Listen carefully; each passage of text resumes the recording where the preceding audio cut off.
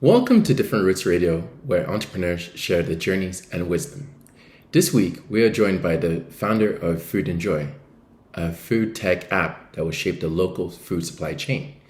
In this episode, we will talk about who the Oompa Loompas of science are, problem solving as a way of being a painkiller or vitamin, and the shocking numbers behind food wastage. To our Different Roots family, if you or anyone else that in your network want to be featured onto an episode, send us a DM on any of our socials, including our brand new LinkedIn page. So, as always, be sure to like, subscribe, and share whenever possible. Now, on to the show.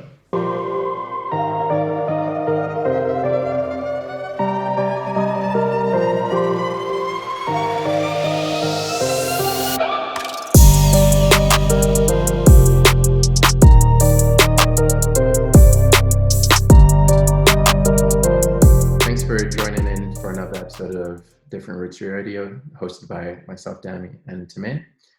We're joined by the wonderful innovator and very smart man of Joydeep Pal, who is the founder and CEO of Foodinjoy. Foodinjoy, which is an upcoming app that specializes in sustainable retail, particularly in the food and grocery sector. They're looking to utilize some AI insights to be able to drive supply chain and gain efficiencies there. So Joydeep is not just founder there, but he's also acting chairman of From Generation to Generation from 2017, and he's also a board member of the Cheeky Scientists. So Joydeep, we're very happy and lucky to have you come in today. Thank you very much. And we also come to you as AMBS MBA grads, and you're also alum yourself, graduated in 2017. So we're looking at you and we're looking at the future pretty much because you're a success and you're a big boss man. We're actually called the COVID class of 2020. Thank you. Thanks for inviting me and providing this opportunity. What I feel is like I haven't done that much. So I'm just taking baby steps. Let's see how far we can go ahead. Joydeep, you're so modest. I was going to say a humble, cheeky scientist. Humble, Okay. cheeky scientist. This guy, he's actually also got a PhD in engineering, specializing in mechanical and electronical. So when you address him, put doctor in front of his name. Yeah, respect. Yeah. Respect. RESPCT. Capital doctor. So thanks a lot, Joydeep. We really appreciate it. And you no need to be humble. We know you're an amazing guy. And so Otherwise you wouldn't be on the podcast. Exactly. We filter very hard, and you are only a few have luckily made it through, and you're one of few. We also saw that with Cheeky Scientists, you guys actually have a program called a PhD CEO program. You know why we bring this up, right? So can you educate us a little bit about this program? Yeah, definitely. So basically, to give the PhD CEO program, I first need to give a brief background on the Cheeky Scientist itself. So it's a US-based organization, and the vision of this organization is to make 500 of the top Fortune 500 companies be led by the PhDs. So that's the target. So it's because that PhDs are considered normally as the Oompa Loompas of science. So you stay behind the scene, you just do all the research, and businessman will be actually doing those things. But in essence, the PhDs actually are creating all the different sets of innovations, and they're creating new information which was not even there. So no other degree holders or the academic trainees, they don't actually get that kind of information. Now, what happens is PhDs get stuck in the lab, they get into the academia, and they're being like brainwashed that academia is the only way for their future. So they cannot get out of the academia. So the first motto of Cheeky Scientists is to train the PhDs out of the academia to industry. And then the next step is, because they're innovators and they have got lots of ideas, So what we do through the PhD CEO program is like we train them to think like a CEO, how the CEOs thinks, the executives think, so they can run their own business, form their own business, or they can think like what the board, executive board members actually think in that way. So that's the whole motto. So there is a huge set of curriculum and things which they go through, and after that they gain a certification. Yeah. So if I can concisely say, it's the interaction of human data, scientific mind, and entrepreneurship. Is that correct? Yeah, absolutely. I'm not gonna lie, I read that right off the I was website. gonna say, are you pitching for a job with them? Like, that's some good marketing right there. Well, I need a PhD first before you can allow it. So whose idea was it, and why did it come about? I mean, you said kind of why the thinking behind it, but who thought of the idea? For Foodinjoy, right? Or For the cheeky scientist. Okay. Ticket Scientist was developed by Dr. Isa Hankel in US, who got really frustrated out of the academia and decided that whatever journey he went through, he didn't want other PhDs to go through the same journey. So then it was like the all hands meet of the PhDs who wants to come out of the academia.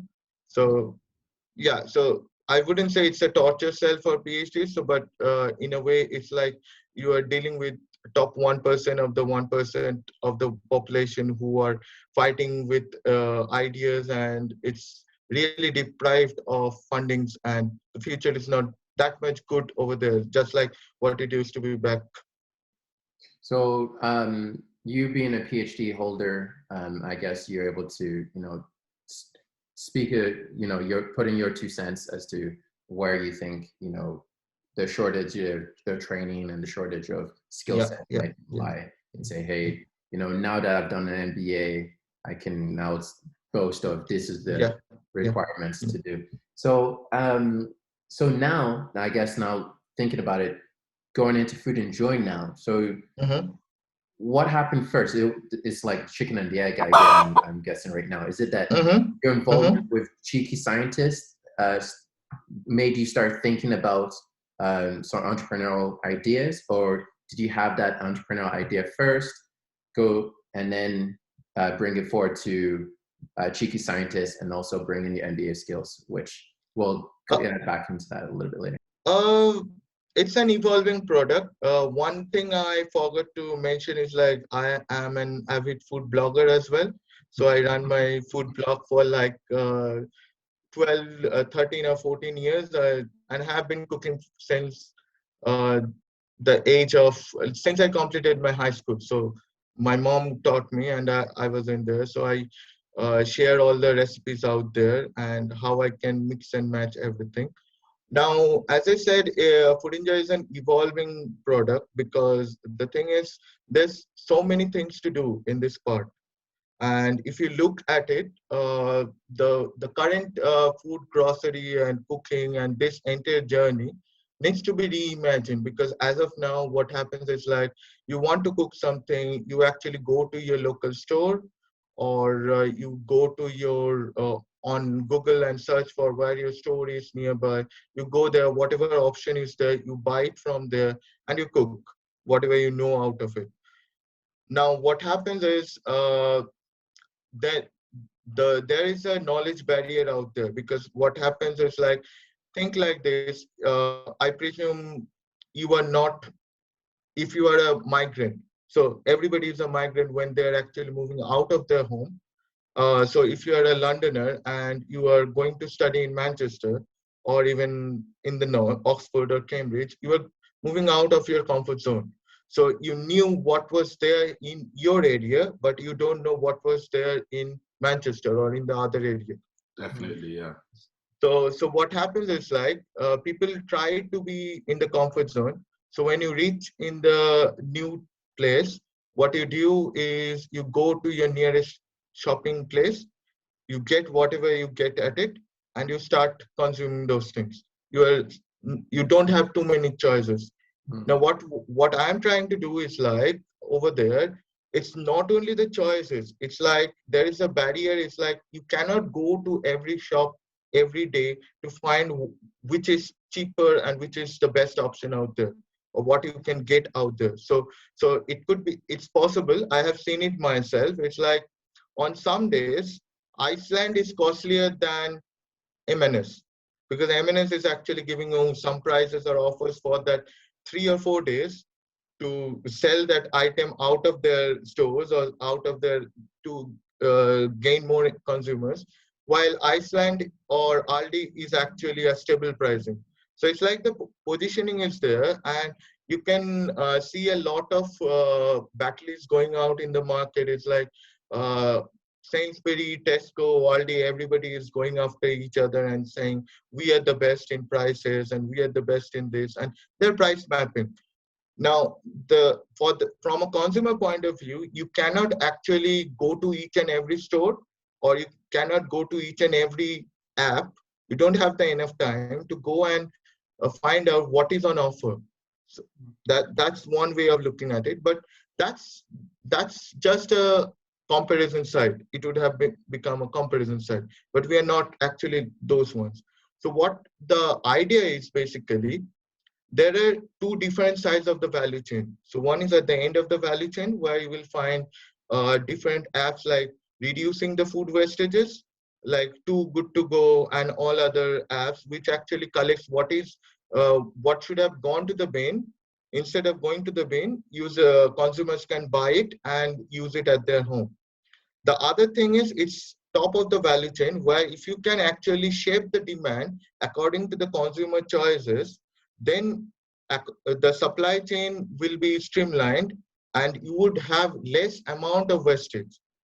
Because if you look around the world, you will find like almost 10 to 15% of the wastage is actually from this B2Bs, but the actual food wastage happens at the B2C end, because what happens is like consumer buy those things and then they put it to the waste because they don't know what to do with the leftovers. According to stats online, it's when it comes to sustainability, human beings, we actually waste up to 1/3 of the food that we make in a year, right? Yeah. So Yeah. I'm not sure if anyone has ever looked at like the bins at bakery stores. They're just full of bread, and I'm like, oh man, I could have had. I wish I could just give me some of your bread. It's okay, you know, like but vegetables, fruit, sushi, like bins, fish, bins and bins and bins of waste of 66.7 million tons per annum of food is wasted in the UK. Jesus, that's a lot. Yeah. But that's if you look at it, the kind of waste what comes out from the stores or the retail chains, they actually have ways to send it back to the fodder or fertilizer or some other processes. But what happens is like many of the products people actually buy, like we might be responsible for that. So we bought some, let's say we bought some potatoes, 1 kilo of potatoes. Instead of, we needed 250 grams of baking potatoes, but we got a deal on 2 kilos of potatoes. We bought that and we got back. We used that for one serving, and then the rest was going to the bins. That's why, because they don't know what except the baking potatoes, what they can do with those. And that's why Foodinjoy comes in, because what we're trying to do is like, as we said, the knowledge barrier, we are actually showing you all the recipes, what you can do, cook with whatever you have got in your freeze. Before it goes to the bin, you can take the potatoes, you can take the peas, or you can take whatever is in your kitchen. You just plug in into the app itself, and it will show you, the AI will actually show you, recommend you what you can do, what's popular among the people.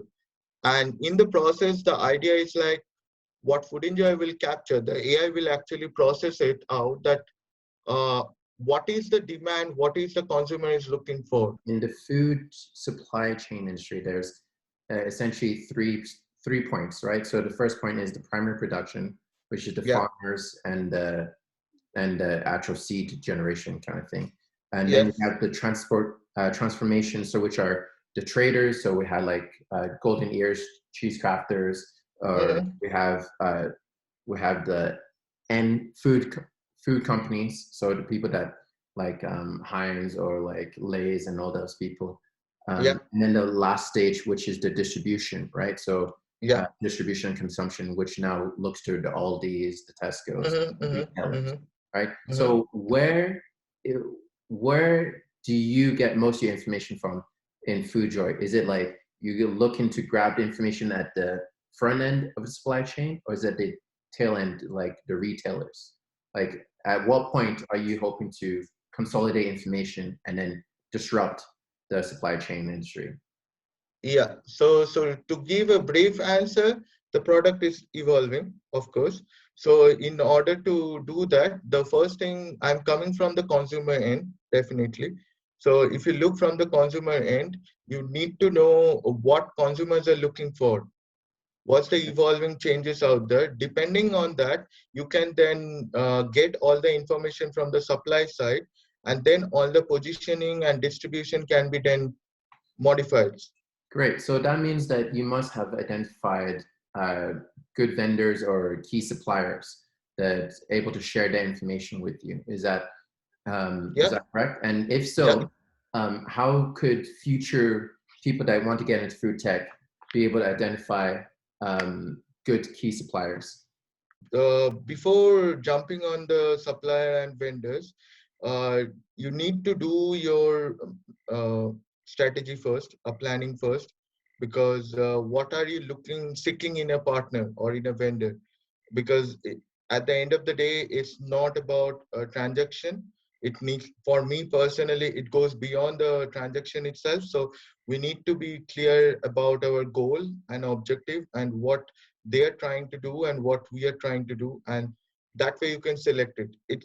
It's not there. There is no rule, or there is no straight cut answer to that. You will understand it. So I had actually went through like several vendors, several suppliers, many rounds of iteration. Only then I could actually bank on few people.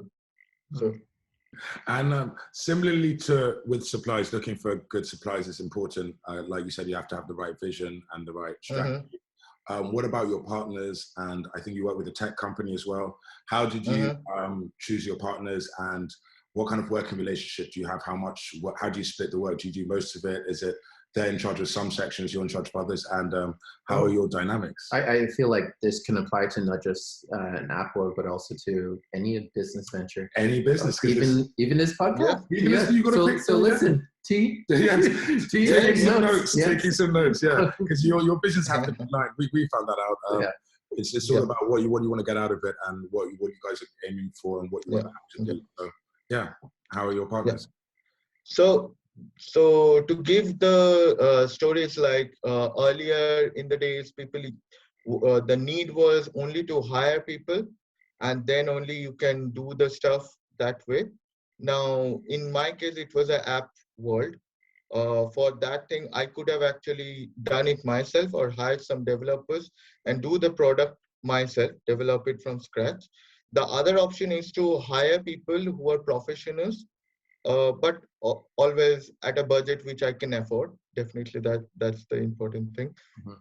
in any way. So, what I would suggest to anyone starting towards the beginning of the startup, this is the case because I'm doing it at a bootstrapping way.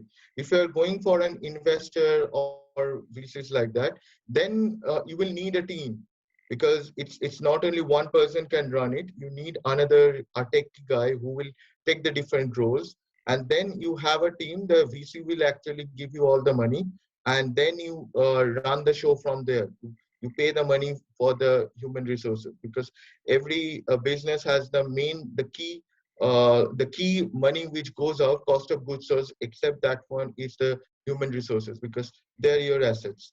Now, in my case, I was bootstrapping, and I actually got a good partner in my old friend, college friend, back in India. Even though, even then, I negotiated hard with him. So in a way, like, you have to get your ways around. However, the thing is, you need to trust on your supplier. That's the key thing, because you don't need, at the end of the day, you run through different vendors. You might be getting a cheaper option, you might be getting a too much of money. What are you banking on? Are you trusting on their skill sets and the money, or are you trusting on your time and effort, or are you trusting on the people? So that way it happened. So even selecting a technology partner, though I'm coming from a technology background, I had to go through 3 or 4 different vendors before finalizing, because end of the day, it's not their vision. So basically, whatever idea you have got, it's like you are the architect, you have it in your brain. So you need to take it out in a piece of paper. You need to make it from your point of view. You need to make it easily understandable by the other people, and then the other partner, your partner should be at the same wavelength. That's what is needed, because in the last 2 years, COVID happened, and then there was a huge storm back in India where they were building it, and they were out of like electricity and internet for like months. But then when they picked up, they actually they went above and beyond their timing, and they put me back on course. So those are the kind of the stuff. So you need to find your people. That's the most important thing. You said one thing. You said you'll find the people as long as you can afford them.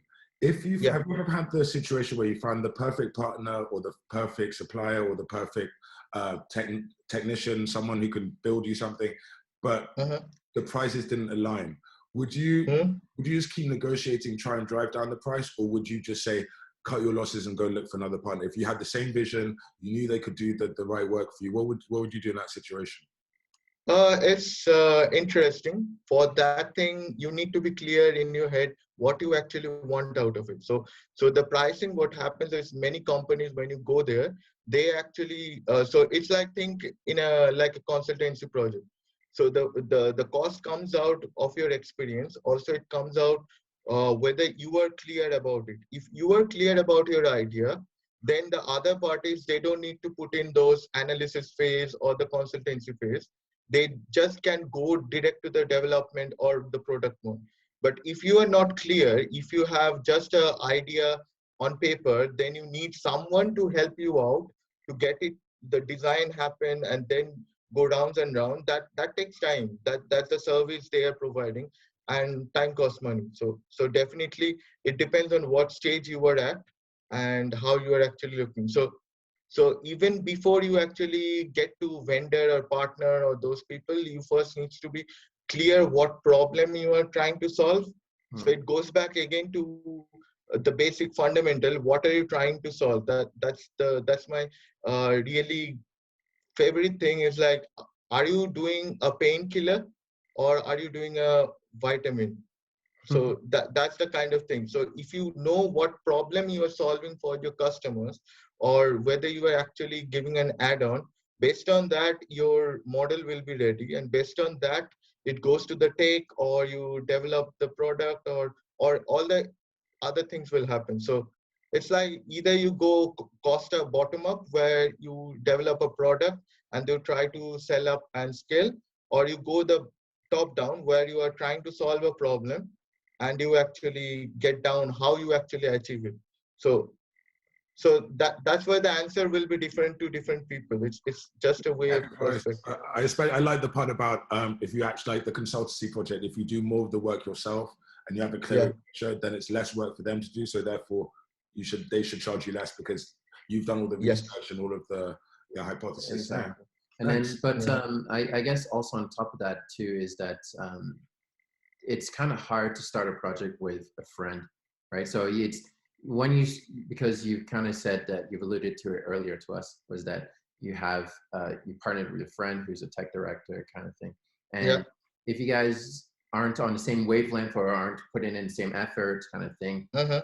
it's kind of hard to demarcate, you know, demarcate, I'm talking to you as a friend rather than I'm talking to you as a partner kind of thing. And, you know, it having that clear idea of what the end result is supposed to be, you guys can always Uh-huh. circle back to that idea and say like, this is our focus, this is our end goal. Are you still on board? Uh-huh.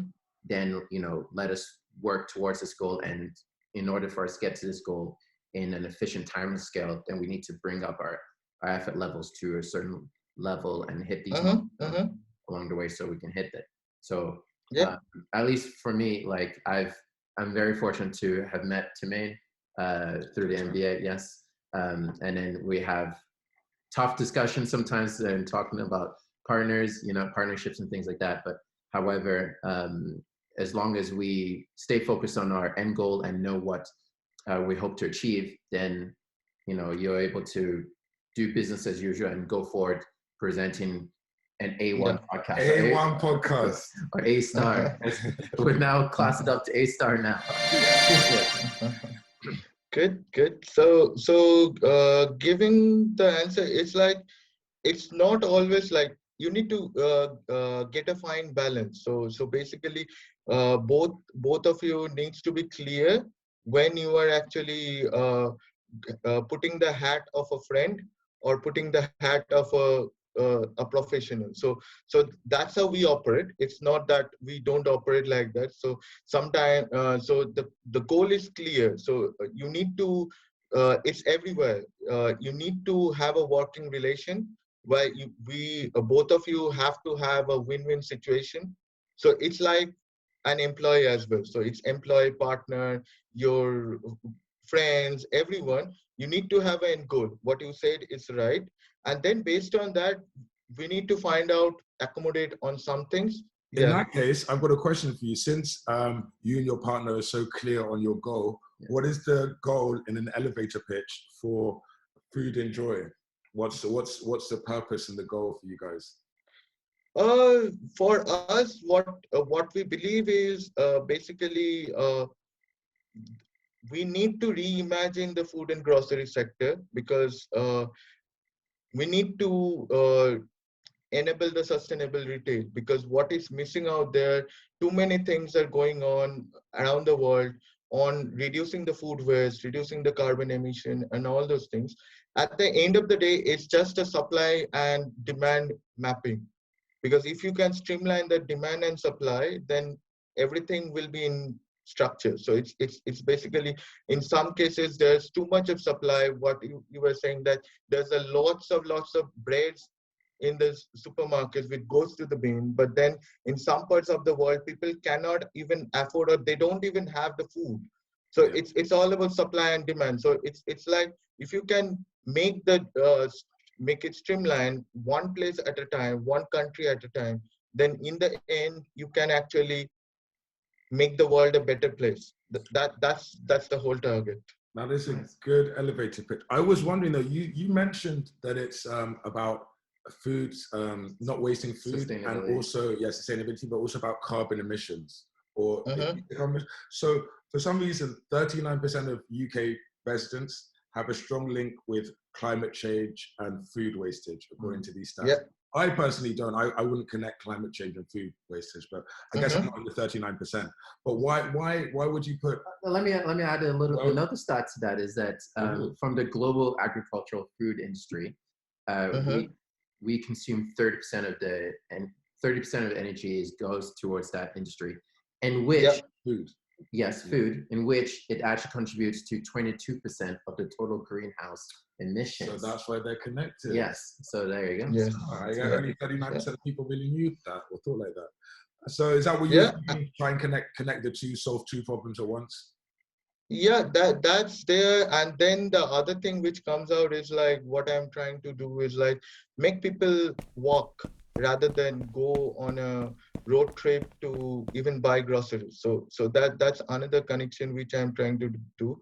So by sustainability, what I'm trying to do is like be in the local, help the local economy. You don't need to order everything on the e-commerce, because it's the same problem. I might be going into another debate, so that's for another day. So it's like electric vehicles are supposed to be green, but then at the end of the day, what is green? That's the thing. When so the energy. So the alternate to that, my proposition is like, why not you actually go and walk and get to the grocery store, get out of your home, get to the grocery store and buy it from there.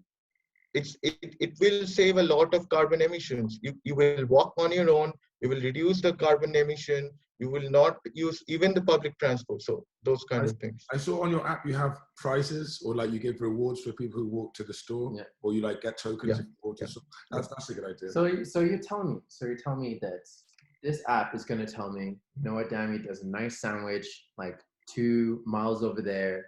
You go get it, and I'm gonna go buy that sandwich, and then I'm gonna save you money, hopefully. Yes, it'll save me money. I'll get a light little sweat on, and then hopefully I don't get distracted by any more foods, because I know myself. Every time I go to place hungry, I was buying more than I'm supposed to buy, and then I'm gonna get to this sandwich place. I'm gonna see 20 sandwiches in which I'm gonna be like, you know what? I'll take it all, and then I'm gonna carry like 30 pounds of sandwiches 2 miles home, and you're saying, that is the future. That's a good workout. Oh my god. And it's cheap. One more thing you can do is like you could rescue some asparagus. You never knew you could eat it, and then you search on the app itself what you can do with asparagus, and you just bring it back home. You try a new recipe. So you can buy beans or tomatoes which you don't normally buy because you don't know what to do. Or let's say like cabbage. Got it. Like, you mean like veggie burgers? Yes. Yeah. Okay. So I was just going to say that in the one good thing about lockdown, you know, all our rivers cleared and all the like pollution in the on my river. I saw it floating fridge the other week. Yeah, I saw a trolley the other week. Yeah, that's Manchester though. They throw everything in the rivers. But in like in Venice, or you can see like dolphins swimming around Venice and things. The air got cleaner around Hong Kong. And actually stopped in lockdown. We all wasted in the UK wasted a third less food than we normally do. So compared to last year in November, in April 2020, there was a 13% reduction in food wastage. So that's just in like 6 months. So yeah, that was another good thing that came out of lockdown. Yeah. But now back to wasting food and me driving to the supermarket with my Mercedes and filling out with food. Don't you live right around the corner? I do live right around the corner. It's terrible. It's terrible. It's terrible. I know. So if anything, this is the type of the customer that you need to change. You're an avid food blogger and I'm an avid food eater. So I do not waste food. That's one thing I don't do, except for a few vegetables occasionally. Unless you get your 5 a day. So you get your 5 a day. I don't. Oh my lord. I have like 3 a day. Oh, it's close enough. Tamane's mother, please speak to your son about a healthy diet, nutrition. So thanks a lot, Joydeep, for coming in. We really appreciate you spending time to educate us as to what goes on with Foodinjoy and the food industry in general and the retail supply chain. So if you can now give us 1 minute of words of wisdom which you could advise budding entrepreneurs that want to be able to go into either food tech or do something similar to yourself, what would that be? Okay, so to start with, every time whenever you are starting to do that, remember to look into the problems. So what problem you are trying to solve.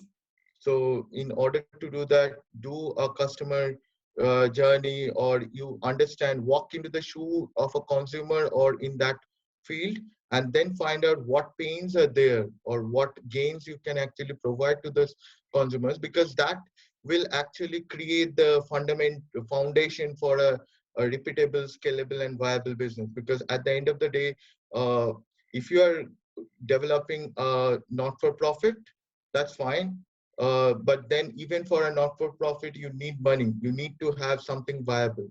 So for that reason, keep in mind to look into the numbers, how you're going to monetize. That comes next once the problem is stated. And then you need to take a leap of faith and then go for it. Good luck.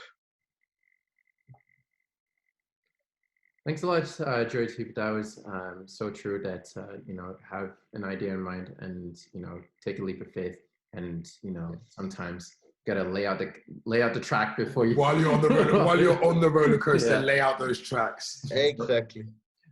So how could some of our lucky listeners be able to connect with you or get their hands on Foodinjoy app? So if you can let us know.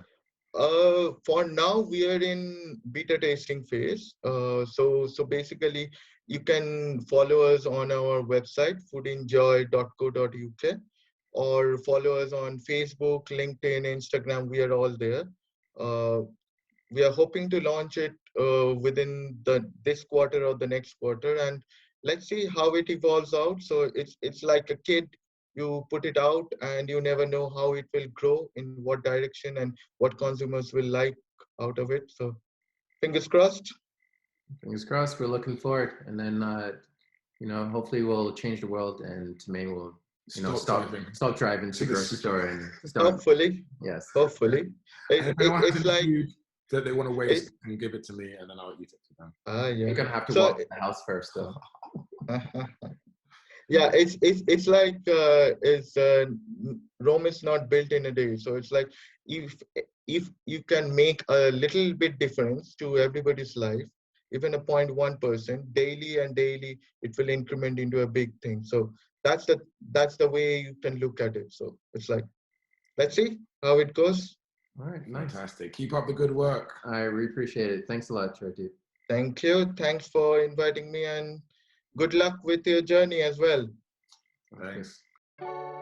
Don't forget to hit the like button to subscribe to Different Roots Radio on YouTube, Twitter, and all audio listening channels. Our talks air every other Monday. One love.